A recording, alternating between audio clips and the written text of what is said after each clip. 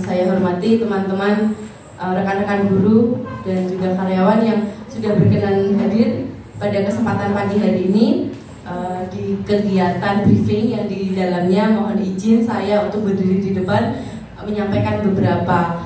menyampaikan sedikit tentang apa yang sudah saya dapat selama perjalanan pendidikan guru penggerak. Insya Allah tidak banyak ya Bapak Ibu.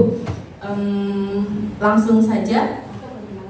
Di sini saya akan memberikan pemahaman tentang pembelajaran sosial dan emosional. Saya yakin Bapak Ibu sebenarnya sudah memahami ini, hanya saja saya mengingatkan kembali di sini. Kebetulan kemarin saya sudah mendapatkan ini, jadi masih fresh. Jadi sebelum nantinya mbok takutnya sudah mengendap, jadi saya sharing saja, nggih. Nah, ini nggih. Sebagian kita tahu Bapak Ibu bahwa tugas kita di sekolah itu tidak hanya transfer knowledge, tidak hanya mengajar, memberikan materi kepada anak didik kita, tetapi salah satu yang utama yang penting yaitu kita bagaimana bisa mendidik mereka agar karakternya bisa menjadi karakter yang kuat. Jadi mereka tidak hanya memiliki kecerdasan intelektual, tetapi juga mereka harapannya mempunyai regulasi emosi mereka, bisa mengatur emosi mereka. Mereka bisa memahami saat mereka sedih, gembira, merasakan simpati, empati kepada rekan-rekan lain atau kepada teman-temannya yang lain. Nah, yang kita tahu ya, sebagian besar orang sukses itu tidak hanya orang yang ranking 1, yang pinter, tetapi yang memiliki kematangan dalam sosial dan emosional. Bagaimana mereka bisa menghadapi masalah. Ketika mereka menghadapi masalah, mereka bisa, oh, saya harus seperti ini.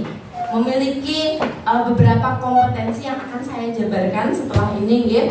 Jadi pengembangan kompetensi murid tentu tidaklah cukup hanya pada kognitif. Makanya kita sebagai guru kan ada afektif juga. Kemudian di P5 dikembangkan 6 dimensi. Itu salah satunya juga dalam rangka untuk pembelajaran sosial emosional. Oleh karena itu sebenarnya kita sudah Bapak Ibu, tapi kita itu ternyata pembelajaran sosial emosional toh.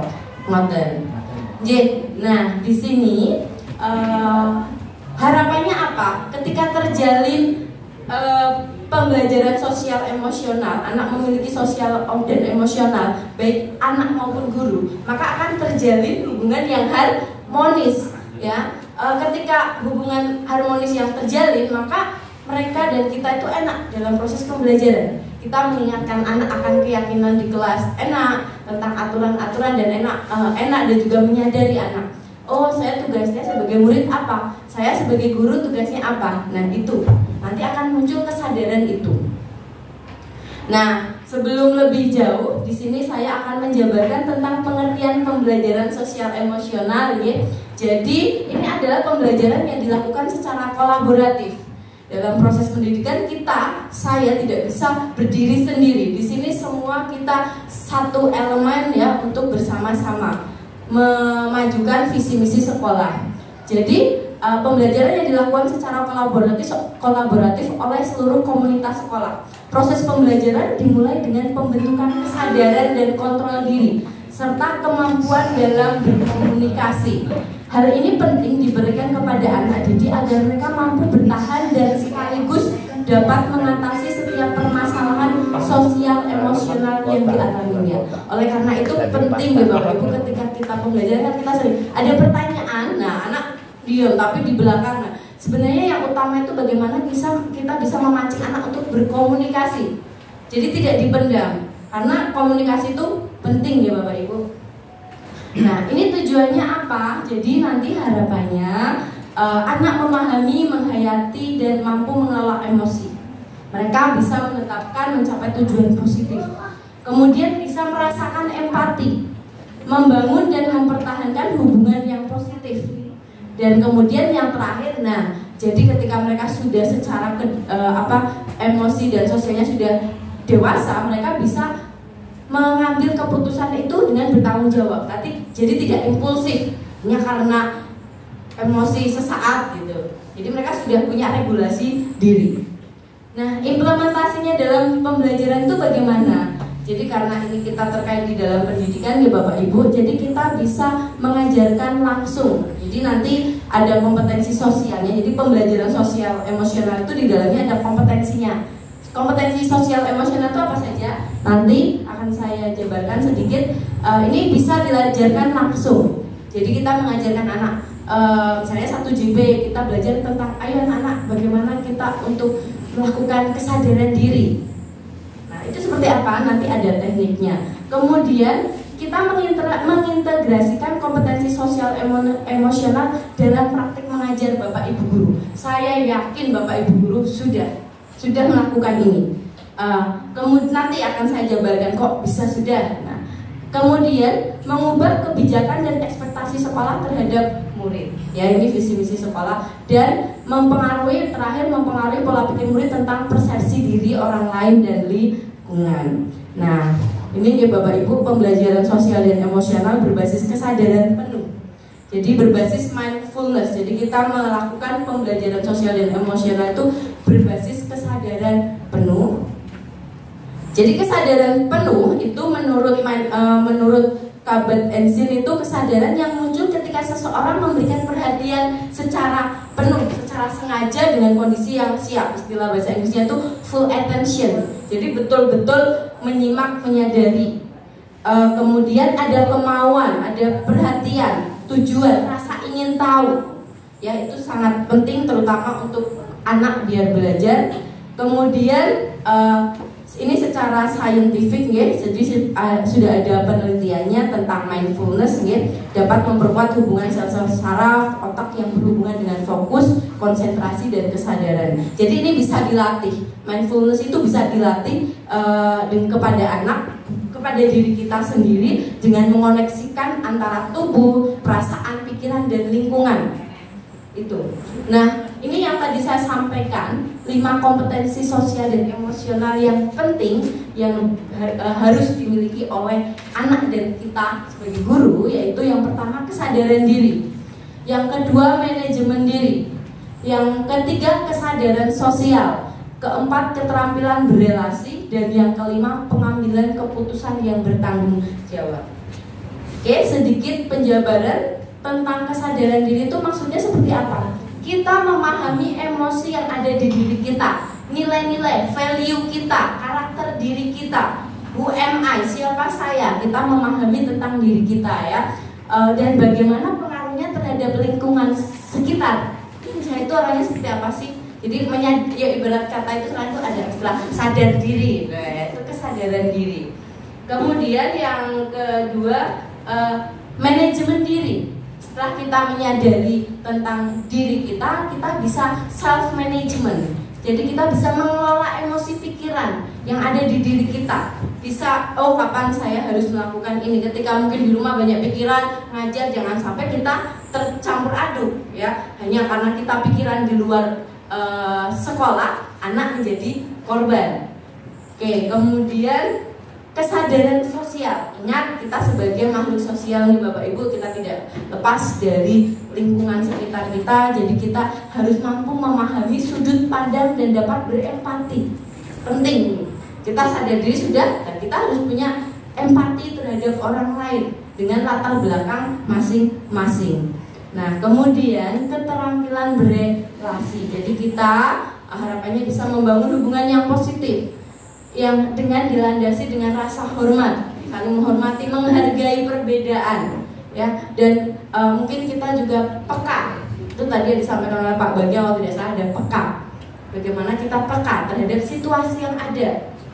Kemudian, nah ini yang terakhir yaitu pengambilan keputusan yang bertanggung jawab. Jadi Bapak Ibu ketika kita mengambil keputusan, terutama terhadap proses pembelajaran, itu kita mempertimbangkan standar-standar. Yang utama ya etika, jelas ya, rasa aman, kemudian mengevaluasi manfaat, dan kita juga memahami kalau saya mengambil keputusan ini konsekuensinya apa. Jadi tidak gegabah. Nah, Bapak Ibu, ini yang tadi saya sampaikan terkait dengan mempraktekkan mindfulness bisa dilakukan. Kebetulan kemarin waktu saya letak karya sempat melakukan ini ya, nanti mungkin Bapak Ibu nanti bisa cek di YouTube saya ada contohnya. Saya sudah mempraktekkan ini dengan anak-anak Ini biasanya sangat cocok ketika di jam-jam akhir setelah jam olahraga, misalnya setelah istirahat kedua. Anak itu chaos ya, mereka konsentrasinya terpecah. Kita mencoba untuk mengajak anak itu untuk hening sejenak, untuk ini istilah tekniknya itu teknik stop. Teknik stop itu berhenti sejenak, ambil nafas, kemudian amati. Jadi mereka untuk diam, amati, menyerap energi yang di sekitar, ya, perasaan, pikiran, lingkungan, mengaktifkan semua indera yang ada di dalam diri kita. Nah, tenang, kita beri, bahkan mungkin kita bisa beri stimulasi dengan instrumen musik yang lembut, ya. Kemudian kita memberikan kata-kata yang positif, ya. Nah, kemudian selesai. Bagaimanapun juga ya Bapak Ibu, kata-kata positif itu sangat butuh. Pernah ada penelitian kalau tidak salah dulu yang di Jepang, ya, orang Jepang itu dengan kalau tidak salah dua air, ya, kalau di satunya diberi kata-kata jelek, itu ternyata keruh. Yang satunya diberi kata-kata positif, itu airnya bening karena menyerap energi. Jadi sebisa mungkin kita mencoba memberikan support ke anak-anak dengan kata-kata yang positif. Kemudian, nah ini strateginya, ini sebentar lagi berakhir. Ini strateginya. Jadi setiap KSE, elemen KSE ini ada strateginya yang bisa dicapai. Nanti insya Allah saya share PDF-nya ke Bapak Ibu. Kesadaran diri, jadi ada dengan 6 emosi dasar. Kita kalau emoticon itu loh, ada emoticon sedih, senang. Anak ketika anak-anak hari ini apa yang kalian rasakan? Nah, seperti kita bilang itu. Kemudian ragam kosakata emosi bisa, roda emosi Bluetooth itu ada di YouTube, di Google bisa dicari. Nanti kebetulan saya tidak sampaikan di sini. Ini agak lama kalau ini. Kesadaran sosial, 3 pertanyaan empatik. Kemudian pengambilan keputusan yang bertanggung jawab itu ada POJ. Kemudian keterampilan berelasi, mungkin nanti saya share, mungkin Bapak bisa dengan kata kunci ini bisa ketemu nanti insya Allah. Kemudian manajemen diri, tadi ada teknik stop, itu bisa untuk manajemen diri. Kemudian 3 I have, apa yang saya punyai, maksudnya potensi saya itu apa, kelebihan saya. Kemudian I am, saya itu seperti apa. Kemudian I can, apa yang bisa saya lakukan. Nah, itu bisa untuk manajemen diri. Nah, ini yang terakhir Bapak Ibu, integrasi kompetensi sosial emosional itu sebenarnya sudah kita lakukan di kelas, ya. Salah satunya itu dengan kegiatan pembukaan. Kita memberikan vibe yang positif kepada anak, memberikan kesempatan pada murid untuk berbicara ketika pagi kita berdoa, kita menyapa anak, bahkan sekedar tanya sudah sarapan belum, itu juga sebenarnya sudah termasuk bahwa kita mengaktifkan kesadaran manajemen kesadaran sosial, berempati. Oh, berarti maam sarapan berarti mesti lapar banget tuh. Misalnya seperti itu. Karena saya belum sarapan soalnya lapar. Kemudian mendengarkan aktif, ya, memungkinkan interaksi. Ada interaksi timbal balik. Jadi kita tidak hanya merasa yang power, kita berinteraksi. Kemudian menciptakan rasa memiliki. Ini kelas itu milik bersama anak-anak. Ayo kita bareng-bareng ada ide, misalnya seperti itu. Kemudian dapat menumbuhkan salah satu KSE. Kegiatan inti. Kita sering sudah Bapak Ibu, saya yakin di P5 sudah sering sekali, ya, diskusi. Itu salah satu bentuk untuk memunculkan relasi sosial, ya. Kemudian juga pengambilan keputusan. Itu sudah anak-anak sudah belajar untuk itu. Karena apa? Yang paling utama itu justru nanti di masyarakat, ketika mereka dengan masyarakat itu ini yang mereka butuhkan. Nah, kita di sekolah dengan materi yang kita miliki itu dalam rangka untuk mencapai ini. Kemudian setting kelas pembelajaran yang kooperatif. Kemudian project based learning. Kemudian refleksi diri, penilaian diri. Kita memberikan waktu di akhir untuk refleksi. Apa yang sudah kalian pelajari anak-anak hari ini? Kalian senang tidak pelajaran ini? Kemudian apa yang kalian harapkan ke depannya? Hal baru apa yang kalian dapatkan? Misalnya seperti itu. Kemudian pemberian suara dan pilihan dengan voting, gitu tuh bisa. Kita sebenarnya ya sudah baik secara program di sekolah maupun kegiatan dalam proses pembelajaran Bapak Ibu. Di program sekolah misalnya apa? Ya misalnya ketika Bapak Ibu berdiri di depan, di depan menyapa anak-anak, itu dalam rangka untuk apa? Untuk kesadaran sosial. kita pagi-pagi anak senang disapa yang disampaikan di ngendikaken Pak Budi nggih. Nah itu kemudian juga program-programnya, kegiatan class meeting, anak berkelompok. Nah itu sebenarnya semua dalam rangka untuk pembelajaran sosial dan emosional. Hanya saja kita tidak tahu bahwa, atau kita sudah agak lupa dulu bahwa itu pembelajaran sosial emosional toh. Nah dengan ini saya berharap ada pemahaman baru nggih dari Bapak Ibu guru harapannya. Nah ini saya ada praktik baik implementasi, walaupun mungkin nggak baik-baik amat ya Bapak Ibu ya, masih jauh dari baik ya. Tapi sedikit saya mencoba di kelas dengan anak-anak, ayo anak-anak hening sejenak kita. Ketika mereka membuka itu berapa menit, kalau memang kita kebetulan waktunya ada, saya lakukan ini kebetulan 3 jam ya. Kelas yang kalau kelas sejam kita seperti itu habis waktunya Bu. Jadi kelas 3 jam kita mungkin di 2 jam awal anak sudah mulai nggak fokus sih, menggelepar-gelepar kata istilahnya Pak Prianto gitu.